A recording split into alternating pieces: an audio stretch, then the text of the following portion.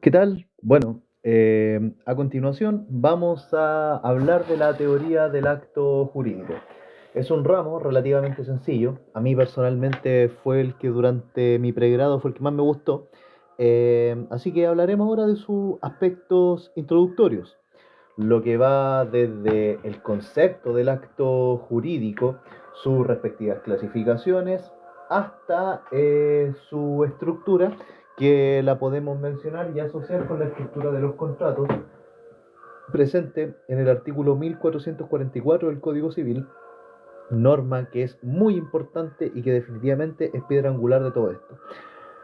Ojo, asócienlo todo el estudio del acto jurídico con obligaciones, intégrenlo al conocimiento de las obligaciones y sobre todo líguenlo con el artículo 1437 del Código Civil, que es la piedra angular. Es, por así decirlo, en el principio creo Dios los cielos y la tierra, ya, ese es el artículo 1437, es sin duda de los más relevantes que hay y de los que definitivamente ustedes tienen que aprender. Ya, vamos a empezar entonces con el acto jurídico y sus aspectos introductorios.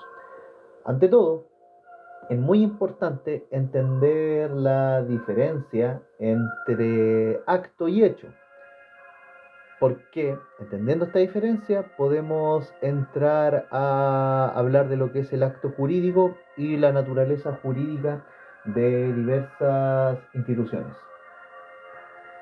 Bien, partamos entonces. En la vida y en el mundo ocurren una serie de acontecimientos: nacimiento, muertes, terremotos, guerra, etc. Ahora, dentro de todos estos acontecimientos, lo que nosotros podemos destacar son, primero, los actos, que los actos son acontecimientos en los cuales interviene la voluntad del hombre, o de las personas, como quieran decirle. En los actos hay intervención de la voluntad del hombre, por ejemplo, levantarse de la cama, ir a comprar un negocio, etc. Y hay otros acontecimientos en donde no interviene la voluntad del hombre, y estos son conocidos como hechos. Estos hechos no son, no están ligados a la voluntad de hacer de un hombre, por ejemplo, el que salga el sol todos los días. Ahora, tanto los actos como los hechos, acontecimientos donde interviene o no la voluntad humana, pueden tener o pueden llegar a tener consecuencias jurídicas. Por ejemplo, si los hechos producen consecuencias jurídicas, se llaman hechos jurídicos. Por ejemplo, la muerte. Esto no depende, por regla general, la muerte natural de una persona. Pero este hecho sí produce consecuencias jurídicas, como lo puede ser la apertura de la sucesión, la extinción de algunas obligaciones, etc. Por otro lado, si los hechos no producen consecuencias jurídicas, entonces son llamados hechos materiales. Por ejemplo, los perros cuando ladran. Ahora, relativo a los actos, tenemos que distinguir entre aquellos que producen consecuencias jurídicas y aquellos que no los producen. Si los actos producen consecuencias jurídicas, estamos hablando de actos de relevancia jurídica. Por ejemplo, la compra de un negocio o la eventual celebración de un contrato de compraventa. Estos son los actos que le interesan al derecho, los actos que tienen consecuencias jurídicas o los actos de relevancia jurídica, como una compraventa, la firma de un contrato, etc. Y también, dentro de los actos, también tenemos los actos materiales que no producen en sí mismos consecuencias jurídicas. Por ejemplo, cocinar su almuerzo todos los días. No es algo que produzca consecuencias jurídicas. Entonces, tanto actos como hechos pueden ser o materiales o jurídicos, o de relevancia jurídica. Dentro de los actos de relevancia jurídica están los actos que están amparados por el derecho y los que no lo están. Los actos de relevancia jurídica que están amparados por el derecho son los actos jurídicos. Los actos jurídicos son actos de relevancia jurídica que están amparados por el derecho. Por ejemplo, como ya dijimos, una compraventa que trae como consecuencia jurídica el surgimiento de derechos y obligaciones. Y tenemos los actos de relevancia jurídica que no están amparados por el derecho. Y estos actos de relevancia jurídica que no están amparados por el derecho son los delitos o los cuasidelitos que aparecen mencionados en el artículo 1437 del Código Civil, que los vamos a empezar a decirlo a continuación. El artículo 1437 señala que el concurso de voluntades de dos o más personas, las obligaciones nacen ya sea de un concurso de voluntades de dos o más personas, como los contratos o convenciones, concurso de voluntades de dos o más personas, como los contratos o convenciones, hecho voluntario de la persona que se obliga, como la aceptación de una herencia o legado, y en todos los cuasi contratos que están en el título 34 del libro cuarto del Código Civil, como consecuencia de un hecho que ha inferido injuria o daño a otra persona, como los delitos o cuasi delitos, que están regulados en el título 35 del libro cuarto del Código Civil. Hola Cris, ¿qué tal? Y o por disposición de la ley, como entre padres e hijos sujetos a patria potestad. Entonces, estos actos de relevancia jurídica que están amparados por el derecho están señalados en el 1437, como también los que no están amparados por el derecho en el mismo cuerpo normativo.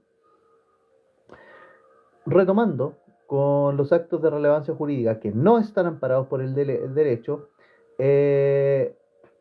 un delito será considerado tal cuando hay dolo, esto es, la intención positiva de inferir daño o injuria a la persona o propiedad de otro, cuando hay dolo por parte de quien realiza este acto o delito, por ejemplo, desvivir a alguien. Y será este acto de relevancia jurídica, será un cuasi delito cuando, por culpa, esto es falta de debida cuidado, diligencia, alguien genera obligaciones relacionadas con el principio de responsabilidad. La culpa está señalada en el artículo 44 del Código Civil y bueno, es una institución que en materia contractual se gradúa, pero en materia extracontractual no. Pero bueno, estos son los actos de relevancia jurídica que no están amparados por el derecho, que son el delito o el cuasi delito.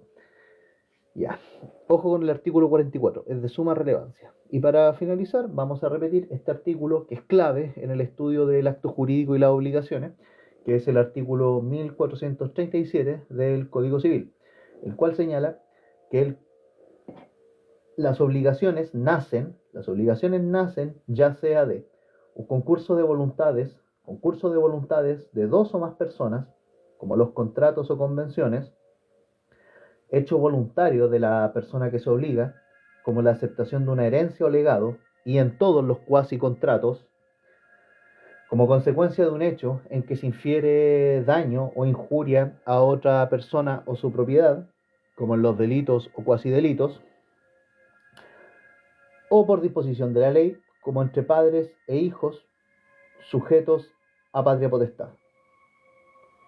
Ya. Vamos a hablar ahora de un concepto que es el de los supuestos jurídicos. Los supuestos jurídicos. ¿Qué son los supuestos jurídicos a propósito del estudio del acto jurídico? El supuesto jurídico es un concepto doctrinario que se atribuye a los hechos que la norma prevé y a los cuales se atribuye la producción de efectos jurídicos. El supuesto jurídico son hechos que la norma prevé y a los cuales atribuye la producción de efectos jurídicos. Y estos se pueden clasificar en atención a si para que produzcan el efecto que dice la norma, basta que se concrete uno o más hechos. Los supuestos jurídicos entonces se clasifican en atención a si para que concurran debe haber uno o más hechos. Tenemos el supuesto jurídico simple, que es aquel donde se requiere solo un hecho para que se produzca el efecto previsto por la norma. Por ejemplo, la muerte para concretar el término de la existencia legal de la persona natural. Y tenemos los supuestos jurídicos complejos que requieren más de un hecho para que la norma produzca sus efectos, como por ejemplo el matrimonio, donde se necesita tanto la declaración de voluntad de los contrayentes como la actividad del oficial del registro civil. Bien.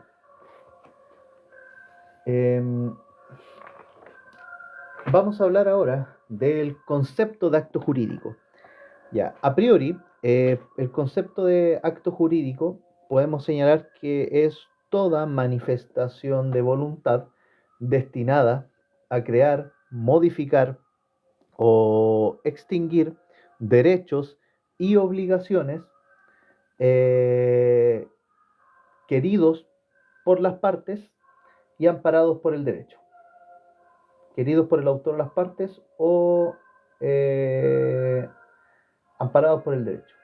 Ahora, hay otras definiciones que también pueden ustedes considerar como que, bueno, el acto jurídico es toda manifestación de voluntad destinada a producir efectos jurídicos,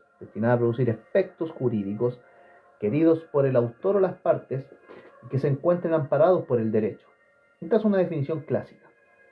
Una definición moderna del acto jurídico es que es una manifestación de voluntad que se dirige a un fin práctico y que el ordenamiento jurídico tutela, teniendo en cuenta la responsabilidad del o los autores y la confianza de los demás. Entonces, si podemos señalar o construir un concepto de acto jurídico, es toda manifestación de voluntad destinada a producir efectos jurídicos y a crear, extinguir o modificar derechos y obligaciones queridos por las partes y que estén por el autor de las partes y que estén amparados por el derecho. Vale. Es importante tener presente que el Código Civil no acoge ni regula la figura del acto jurídico, sino que es más bien una creación doctrinaria que está estrechamente ligada con el libro cuarto de las obligaciones y de los contratos también. El Código Civil, por tanto, desconoce el término acto jurídico, pero sobre los elementos, las normas del código facilitan su estudio eh, a propósito de las obligaciones. De hecho, el libro cuarto facilita la abstracción de esta figura propiamente tal. El acto jurídico, como ya dijimos, es una creación doctrinaria basada en la regulación que otorga ya el libro cuarto del Código Civil, de las obligaciones en general y de los contratos. Ojo con eso.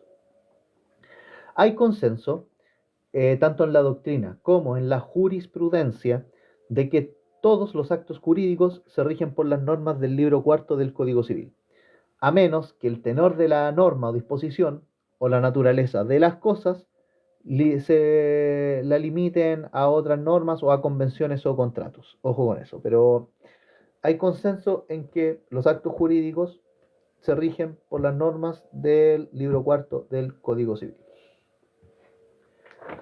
Vamos a hablar ahora de los elementos del acto jurídico. Los elementos del acto jurídico que podemos extraer a propósito de la definición clásica y que es necesario que analicemos. Primero, que el acto jurídico es una manifestación de voluntad. ¿Qué quiere decir con que el acto jurídico sea una manifestación de voluntad? Que todo acto jurídico requiere una manifestación de voluntad. No basta la existencia de una voluntad interna con la cual uno pretenda celebrar un acto.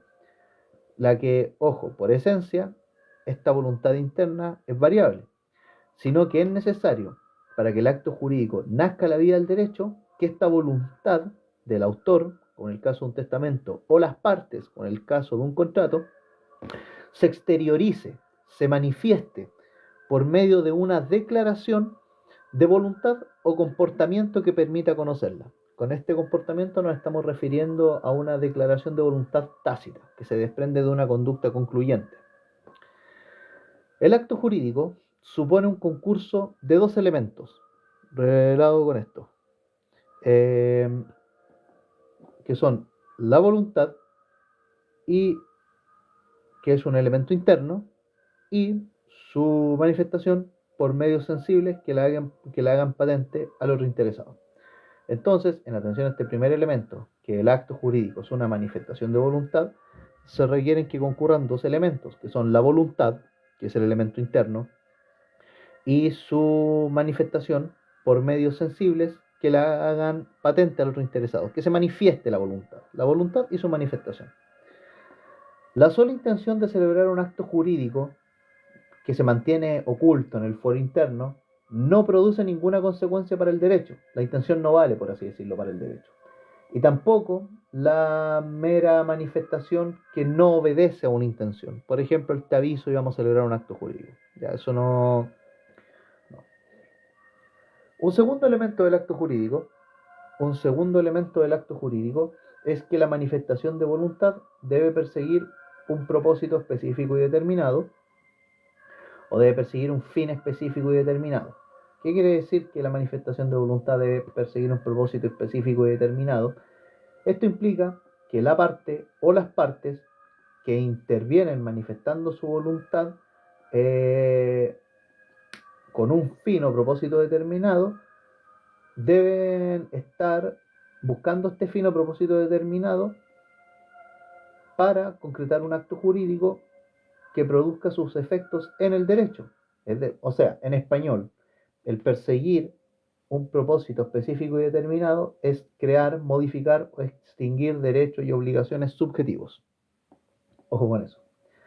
Es producir efectos de derecho, crear, modificar o extinguir derechos subjetivos. A eso se refiere con que el acto jurídico tiene que perseguir un propósito específico y determinado. Crear, modificar o extinguir derechos y obligaciones subjetivas. Un tercer elemento a considerar de este asunto es de la definición clásica del acto jurídico, es que la manifestación de voluntad produce los efectos queridos por el autor o las partes porque el derecho sí lo sanciona. La manifestación de voluntad produce los efectos queridos por el autor o las partes porque el derecho así lo sanciona. Básicamente, los actos jurídicos producen efectos que les son propios porque las partes así lo han querido y porque el derecho así lo permite. Aquí la ley manifiesta el principio de autonomía de la voluntad, haciendo posible que el negocio o el acto entre las partes por sí solo produzca efectos para así dotarlo de eficacia en la vida del derecho. Los efectos del acto jurídico derivan de forma inmediata de la voluntad del autor o las partes, y en forma mediata, o sea, indirecta, de la ley que permite la libertad jurídica para poder celebrar estos contratos. La ley permite que los particulares ejerzan facultades para crear relaciones jurídicas. La ley permite entonces que los particulares o los individuos puedan ejercer su autonomía de la voluntad y crear relaciones jurídicas, es decir, un vínculo jurídico el cual establece derechos y obligaciones entre una parte activa, que es la que tiene un derecho, y una parte pasiva, que es la que tiene la obligación de cumplir la debida prestación.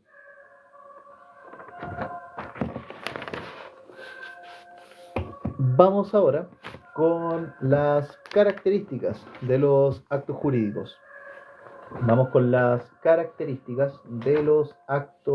jurídicos. Los actos jurídicos son voluntarios. A propósito de este ramo, son voluntarios, ya que la voluntad debe exteriorizarse. O sea, debe haber una manifestación de voluntad. No sirve para formar un acto jurídico una voluntad que se mantenga en el fuero interno de una persona. Otra característica de los actos jurídicos es que no importa el número de voluntades en su formación. Puede ser una persona o varias personas. Esto es a propósito del artículo 1438 del Código Civil, el cual define que convención o contrato es un acto en virtud del cual una parte se obliga para con otra a dar, hacer o no hacer algo. Una parte puede ser una o muchas personas.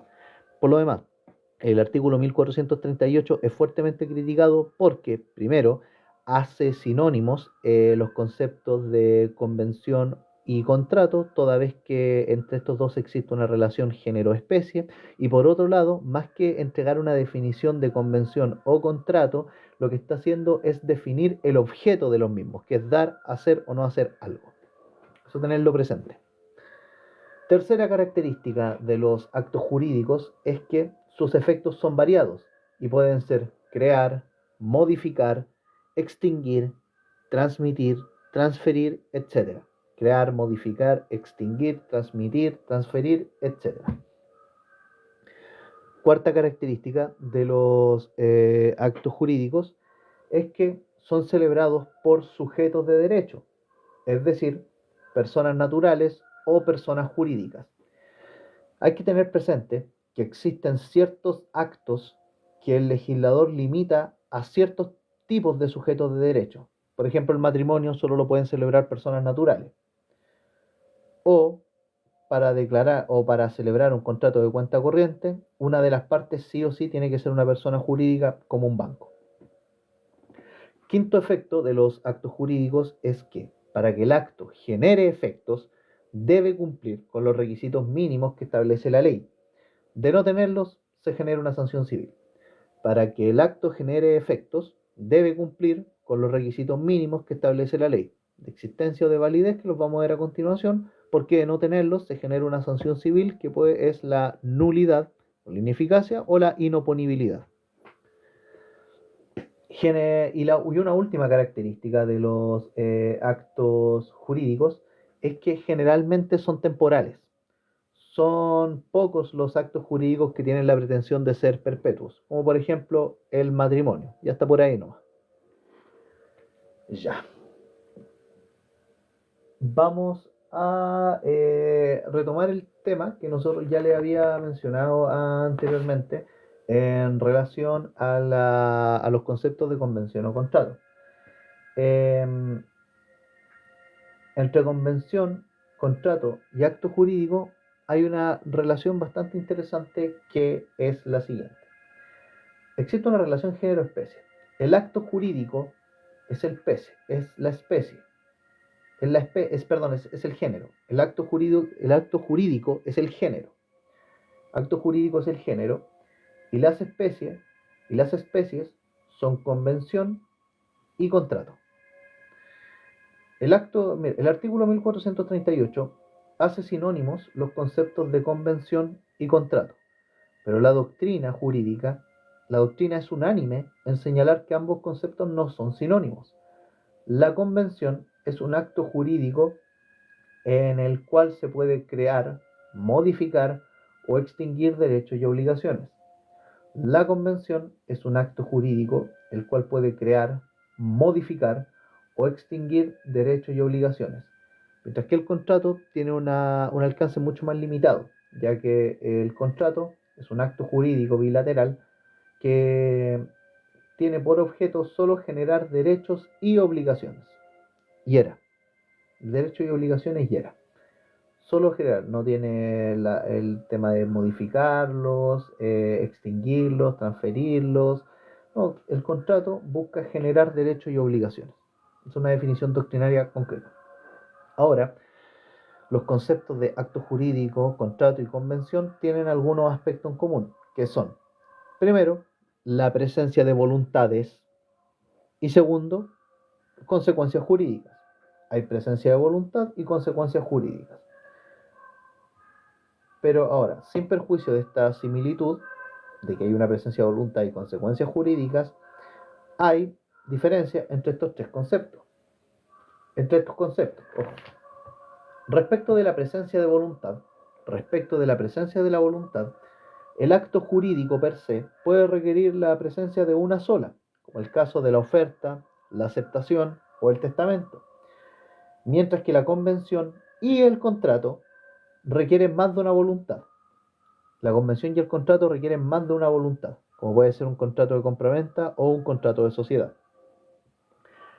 Y respecto de las consecuencias jurídicas, el acto jurídico puede generar todo tipo de consecuencias. Que puede ser crear, modificar, extinguir, transmitir, transferir, etc. Mientras que la convención y el contrato tienen efectos jurídicos un poquito más limitados, ya que la convención puede modificar, crear o extinguir. La convención puede crear, modificar o extinguir derechos y obligaciones, y el contrato solo puede crear derechos y obligaciones. No sé si va quedando claro hasta ahí, pero el acto jurídico vendría siendo el género y la convención y el contrato la especie. Vamos a hablar ahora respecto del concepto de negocio jurídico, que hay una discusión doctrinaria.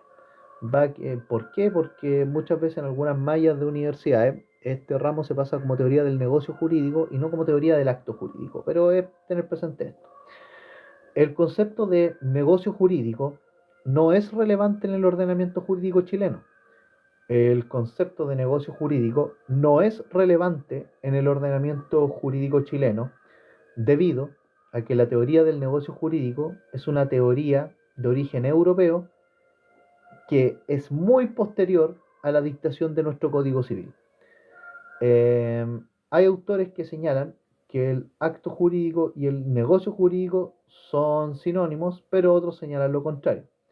La doctrina moderna llama actos jurídicos a los actos voluntarios del hombre, distinguiéndolos de los negocios jurídicos, que son actos voluntarios del hombre, pero de carácter lícito. Los negocios jurídicos son más bien actos del hombre, pero que tienen que revestir el carácter de lícito. Esta otra doctrina señala que los actos jurídicos pueden ser lícitos o ilícitos, pero el negocio jurídico está estrechamente cerrado a los actos de carácter lícito, actos voluntarios del hombre de carácter lícito. Sin perjuicio de esto, ustedes pueden hacer una revisión más acabada de esta discusión doctrinaria y sería lo ideal. Vamos a hablar ahora de la clasificación de los actos jurídicos.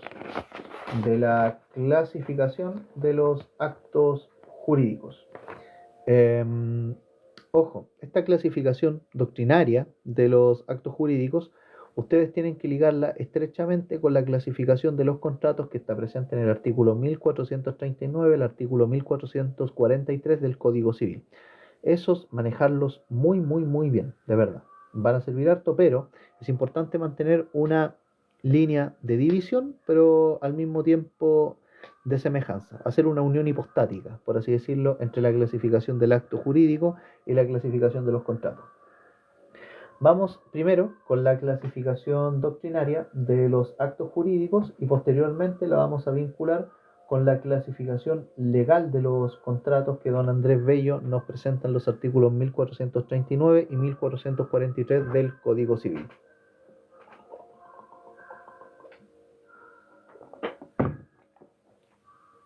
Primero, los actos jurídicos se pueden clasificar de muchas maneras.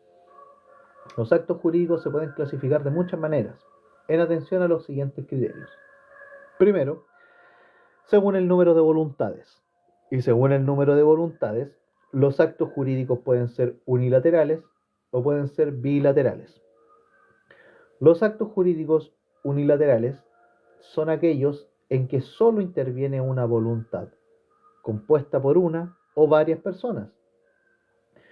La voluntad que crea el acto jurídico se denomina autor. Y ejemplos de actos jurídicos unilaterales son oferta, aceptación o el reconocimiento de un hijo o el testamento.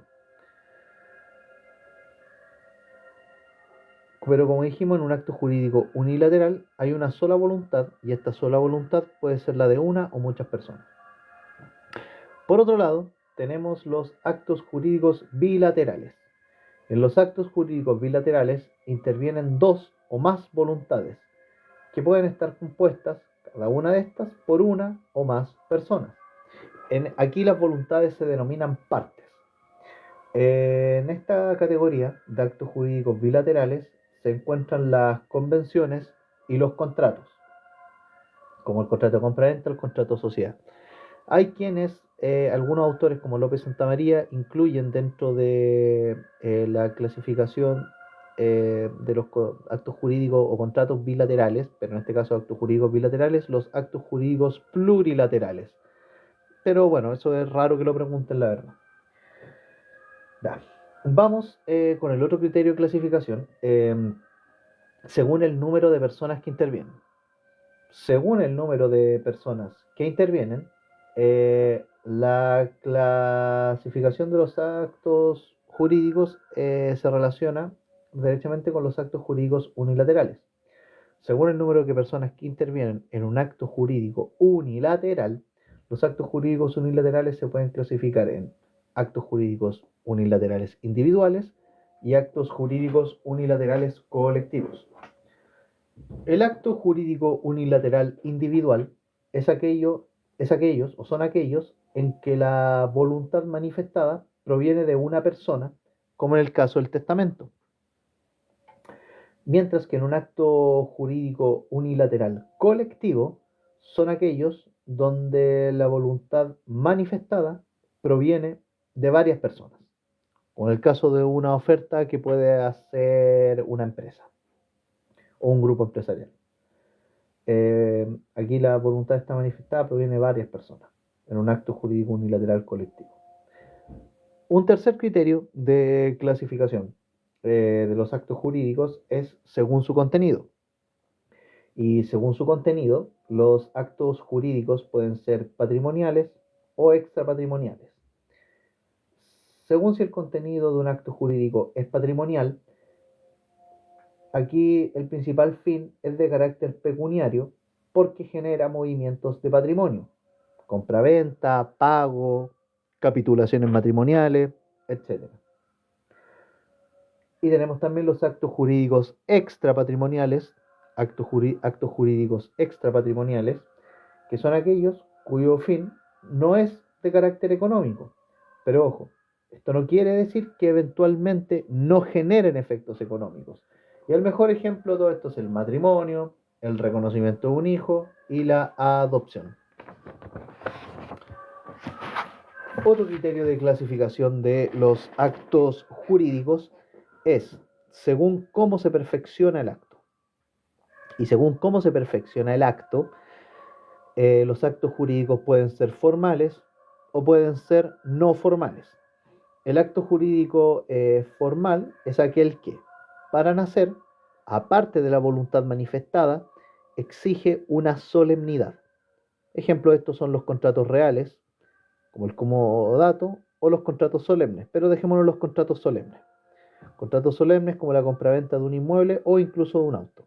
Entonces, un acto jurídico formal es aquel que, aparte de la voluntad manifestada, requiere alguna solemnidad. O por ejemplo, un contrato de compraventa de un inmueble o de un automóvil o vehículo motorizado. Por otro lado, tenemos los actos jurídicos no formales, que son aquellos que podríamos considerar como los consensuales. Y los actos jurídicos no formales son aquellos que, para nacer, solo requiere la declaración de voluntad. Son todos los contratos consensuales. Compraventa, por ejemplo, de una botella de Coca-Cola, por decir un ejemplo. Una última clasificación del acto jurídico es según si requiere o no de la muerte para producir algún efecto. Y aquí podemos distinguir entre los actos jurídicos entre vivos y los actos jurídicos mortis causa. Los actos jurídicos entre vivos, no requieren de la muerte de nadie para producir efectos, y son todos los contratos que están regulados en el libro cuarto del Código Civil. Y los actos jurídicos por causa de muerte sí requieren el fallecimiento de una persona para producir efectos. Por ejemplo, el testamento. Y esto está ya regulado en el libro 3 del Código Civil. Ahora vamos a vincular esta clasificación de los actos jurídicos con la clasificación de los contratos que está señalada en el artículo 1439 al 1443 del Código Civil, sin perjuicio que los contratos también tienen una clasificación doctrinaria que vamos a ver más adelante en un par de semanas. La clasificación legal de los contratos es la siguiente. Según el artículo 1439 del Código Civil, el contrato es unilateral cuando una de las partes se obliga para con otra que no contrae obligación alguna. Y bilateral, cuando las partes se obligan recíprocamente. La clasificación legal del contrato, en cuanto a si es unilateral o bilateral, la diferencia con la clasificación del acto jurídico unilateral o bilateral es el número de voluntades que participa. En los contratos unilaterales y bilaterales, participan dos voluntades, pero el criterio clasificador acá del artículo 1439 es a quien tiene una obligación o si acaso se obliga a una persona o si acaso se obligan las dos. Como dijimos, el contrato es unilateral cuando una de las partes se obliga para con otra que no contrae obligación alguna, y bilateral cuando las partes se obligan recíprocamente. El artículo 1440 señala que el contrato es gratuito o de beneficencia cuando solo tiene por objeto la utilidad de una de las partes, sufriendo la otra el gravamen, y oneroso cuando tiene por objeto la utilidad de ambas partes, gravándose cada uno a beneficio del otro. Entonces el contrato es gratuito o de beneficencia cuando solo tiene por objeto la utilidad de una de las partes, sufriendo la otra el gravamen, y oneroso cuando tiene por objeto la utilidad de ambas partes, gravándose cada uno a beneficio del otro. El contrato oneroso, al mismo tiempo, según el artículo 1441 del Código Civil, el contrato oneroso es conmutativo cuando cada parte se obliga a dar o hacer una cosa que se mira como equivalente a lo que la otra debe prestar o dar o hacer a su vez. El contrato oneroso es conmutativo cuando cada parte se obliga a dar o hacer una cosa que se mira como equivalente a lo que la otra debe dar o hacer a su vez. Y si el equivalente consiste en una contingencia incierta de ganancia o pérdida, se llama aleatorio. Y si el equivalente consiste en una contingencia incierta de ganancia o pérdida, se llama aleatorio. Entonces, esta clasificación que nos da el artículo 1441 es a la vez una subclasificación que nos da el artículo 1440, pero el 1441 se refiere a los contratos onerosos, que el oneroso conmutativo es aquel cuando cada parte se obliga a dar una cosa que se mira como equivalente a lo que la otra debe dar o hacer a su vez, y será aleatorio si ese equivalente oneroso será aleatorio si ese equivalente consiste en una contingencia incierta de ganancia o pérdida. Vamos con la clasificación del artículo 1442 del Código Civil. El artículo 1442 del Código Civil nos establece una clasificación igual de importante en atención a si el contrato es principal o accesorio. El contrato es principal cuando subsiste por sí mismo, sin necesidad de otra convención. Y es accesorio cuando tiene por objeto asegurar el cumplimiento de una obligación principal, de manera que no puede subsistir sin ésta. El contrato es principal cuando subsiste por sí mismo, sin necesidad de otra convención, y accesorio cuando tiene por objeto asegurar el cumplimiento de una obligación principal, de manera que no puede subsistir sin ésta. El contrato es real cuando, ahora el artículo 1443 nos da la distinción entre contrato real, consensual y solemne, que la podemos ligar con la clasificación del acto jurídico en atención a si se perfeccionan formalmente o sin formalidades. El artículo 1443 señala: el contrato es real cuando, para que sea perfecto, es necesaria la tradición de la cosa que se refiere. Es solemne cuando está sujeto a la observancia de ciertas formalidades especiales, de manera que sin ellas no produce ningún efecto civil. Y es consensual cuando se perfecciona por el solo consentimiento. El contrato es real cuando, para que sea perfecto, es necesaria la tradición de la cosa a que se refiere. Es solemne cuando está sujeto a la observancia de formalidades especiales, de manera que sin ellas no produce ningún efecto civil. Y es consensual cuando se perfecciona por el solo consentimiento. Así lo señala el artículo 1443 del Código Civil.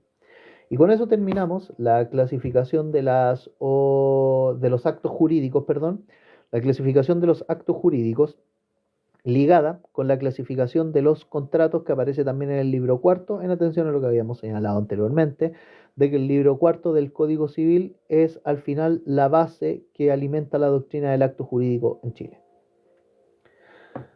Para finalizar, vamos a hablar ahora de la estructura del acto jurídico. Vamos a hablar de la estructura del acto jurídico y hacer una introducción breve a lo que son los requisitos de existencia y de validez del acto jurídico, que los vamos a revisar ahorita en otros dos live. Ya. Vamos con la estructura del acto jurídico, que bueno, aquí tenemos que tomar como base el artículo 1444 del Código Civil. Tenemos que tomar como base el artículo 1444 del Código Civil. Y este artículo señala lo siguiente: se distinguen en cada contrato las cosas que son. Aquí dice contrato, pero aplica también para el acto jurídico. Se distinguen en cada contrato las cosas que son, primero, de su esencia, aquellas sin las cuales el contrato o no produce ningún efecto o degenera otro distinto, o un distinto contrato. Segundo, elementos de la naturaleza o cosas de su naturaleza que, no siendo esenciales a estos, se entienden pertenecerle sin necesidad de cláusula especial. O las cosas accidentales, aquellas que ni esencial ni naturalmente le pertenecen y que se le agregan por medio de cláusulas especiales. Entonces el artículo 1444 del Código Civil, crucial para entender la estructura del acto jurídico, es que se distinguen en cada contrato las cosas que son de su esencia, que son aquellas sin las cuales el contrato o no produce ningún efecto o degenera en otro distinto, aquellas de la naturaleza que, no siendo esenciales a este contrato, se entienden pertenecerle sin necesidad de una cláusula especial, o accidentales, que aquellas que ni esencial ni naturalmente le pertenecen y que se le agregan por medio de cláusulas especiales.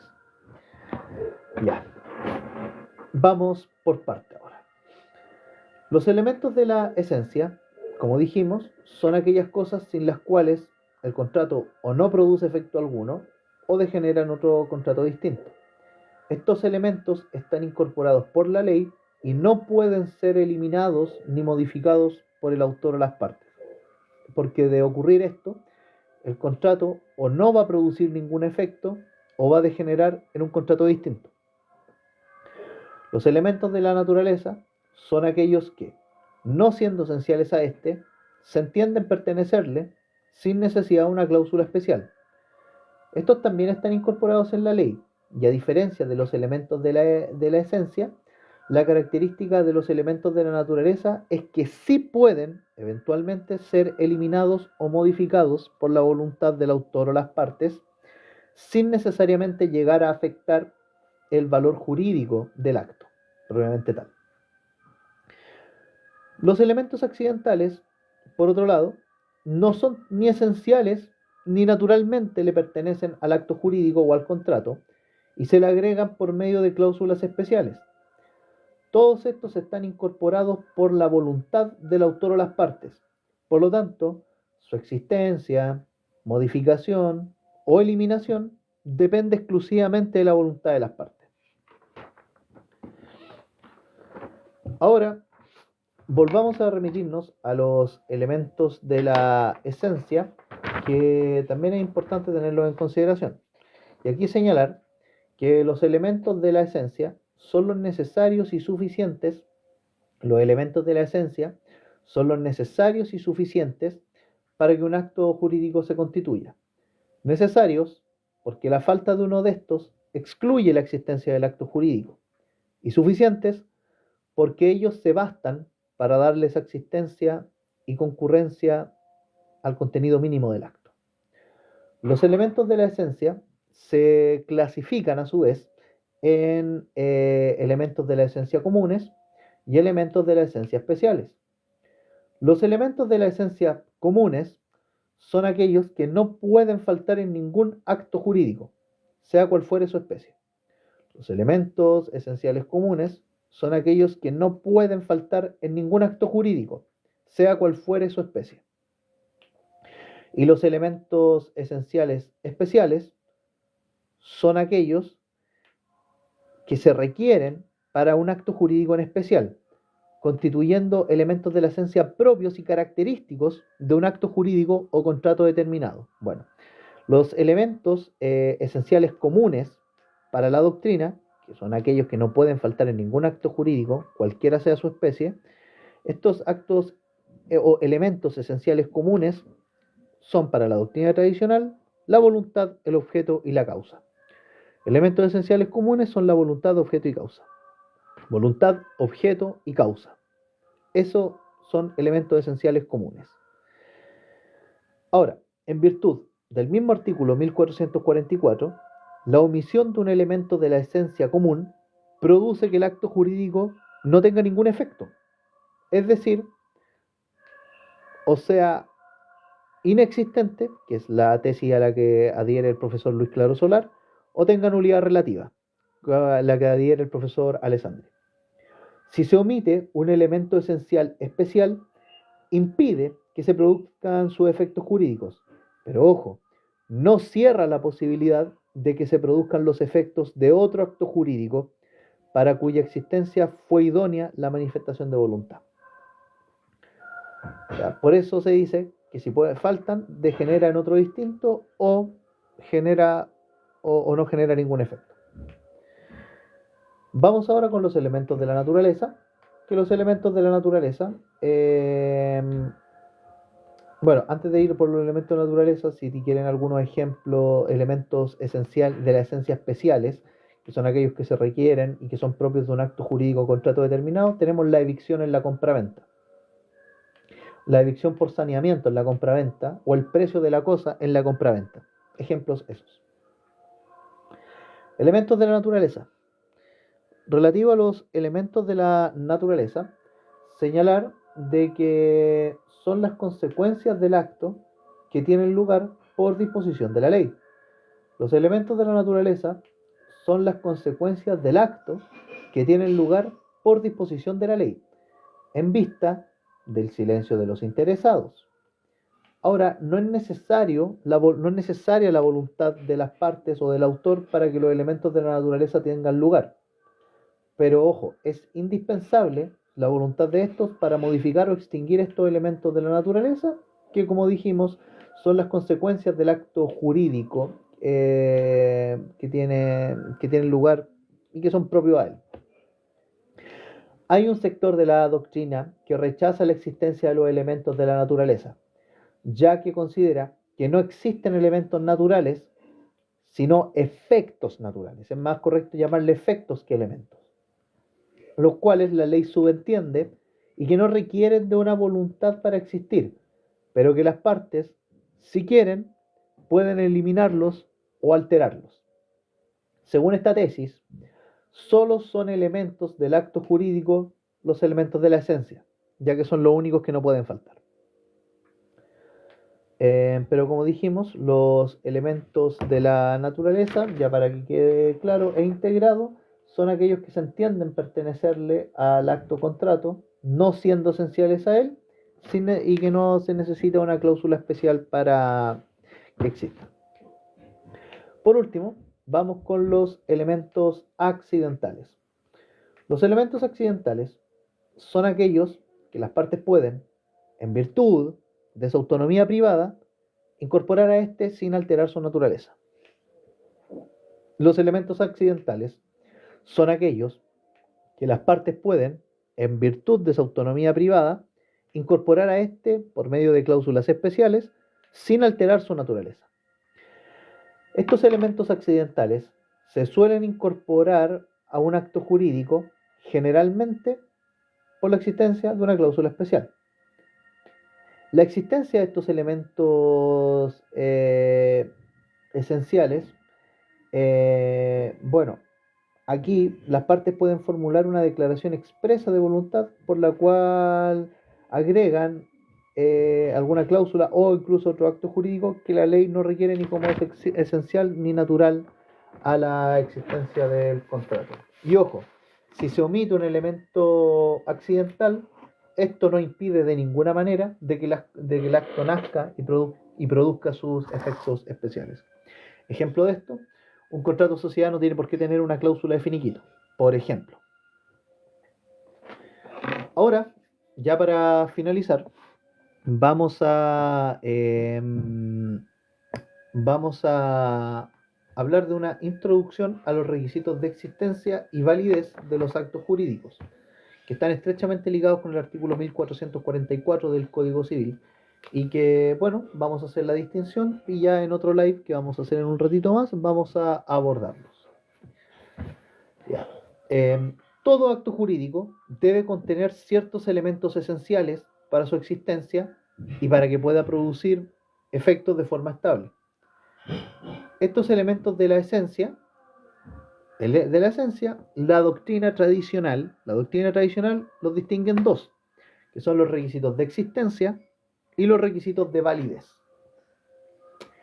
Los requisitos de existencia. Los requisitos de existencia son aquellos requisitos que son indispensables, son requisitos indispensables para que el acto jurídico o el contrato nazca a la vida del derecho, para que exista y pueda producir sus efectos. Si falta algún requisito de existencia, el acto jurídico es inexistente, por lo que no produce ningún efecto. Los elementos de la esencia, al mismo tiempo, son requisitos de existencia del acto jurídico. Los elementos de la esencia, al mismo tiempo, son requisitos de existencia del acto jurídico. Esto es bien cercano a la tesis de Alessandri, del profesor Alessandri. Los elementos de la esencia al mismo tiempo son requisitos de la existencia del acto jurídico, y estos requisitos de existencia son la voluntad, que la voluntad no tiene definición legal, pero se puede definir como la aptitud de querer algo, la aptitud del individuo de querer algo, o el libre querer interno de un individuo o persona para querer dar, hacer o no hacer algo. Ustedes pueden ir jugando con los conceptos doctrinarios de voluntad. El objeto tampoco tiene definición legal y, ojo, el código le da distintos tratamientos, que puede ser el objeto del contrato, el objeto de la prestación, etc. El Código Civil se refiere a este al menos de tres formas. Otro elemento, requisito de existencia, es la causa, que, según el artículo 1467 del Código Civil, es el motivo que induce al acto contrato. La causa, según el artículo 1467 del Código Civil, es el motivo que induce al acto contrato. Y un cuarto elemento o requisito de existencia, un cuarto requisito de existencia del acto jurídico son las solemnidades. Las solemnidades son un tipo de formalidad esencial, de hecho la formalidad es el género, la solemnidad la especie. Las solemnidades son un tipo de formalidad esencial que consiste en un requisito que la ley exige para perfeccionar un acto o contrato. Algunos autores omiten a las solemnidades como requisito de existencia porque consideran que en los actos solemnes la voluntad se manifiesta precisamente en la solemnidad, Algunos autores omiten las solemnidades, porque consideran que en los actos jurídicos solemnes la voluntad se manifiesta a través de la solemnidad. Por lo tanto, la solemnidad estaría dentro de la voluntad. Por eso la omiten, porque la voluntad se manifiesta a través de la solemnidad. Por lo tanto, serían una, para algunos autores, no para este punto. Ahora, claro, los requisitos de existencia entonces son la voluntad, el objeto, la causa y las solemnidades. Y los requisitos de validez, y con esto terminamos, amigos míos, los requisitos de validez son aquellos necesarios, son aquellos necesarios para que el acto jurídico tenga una vida sana y produzca sus efectos de forma estable. Sin estos requisitos de validez, el acto jurídico nace, pero con un vicio que lo expone a morir en caso de ser invalidado. Entonces, los requisitos de validez son aquellos necesarios para que el acto jurídico tenga una vida sana en la vida del derecho y produzca sus efectos de forma estable.